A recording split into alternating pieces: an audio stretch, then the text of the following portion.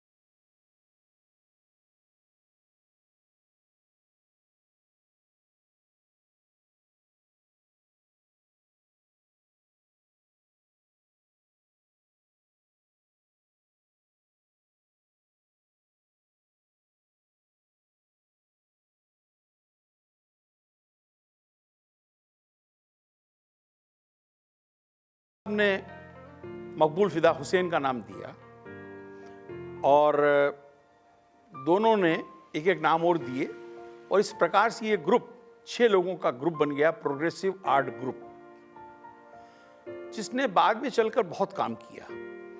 और उनका एम ये था कि वो अंग्रेजी और इंग्लिश और यूरोपियन आर्ट का जो हिंदुस्तानी आर्टिस्टों पे इफेक्ट था उसको उससे हटाकर हिंदुस्तानी आर्ट को प्रमोट करें। और रज़ा उस प्रोग्रेसिव आर्ट ग्रुप के फाउंडर थे और उसको ग्रुप को तब से 1940s में जब इन्होंने बनाया था तब से लेकर 1990 तक करीब 50 वर्षों में इन्होंने बहुत पैसा इकट्ठा किया और अच्छे कार्य किए और काफ़ी प्रमोट भी किया, यंग आर्टिस्टों को भी किया और प्रोग्रेसिव आर्टिस्ट ग्रुप ने काफ़ी काम किए हैं। और इसी दौरान आपकी एक एग्जीबिशन भी हुई और बॉम्बे में इनकी पहली एग्जीबिशन जो हुई ये 1946 में हुई, जिसमें आपको सिल्वर मेडल मिला। और उसी दौरान आपको एक स्कॉलरशिप ऑफर हुई बलराज साहनी के साथ। बलराज साहनी फिल्म एक्टर थे, शांति निकेतन से आए थे और इन दोनों को स्कॉलरशिप दी गई कश्मीर जाने के लिए। और कश्मीर जाकर आर्ट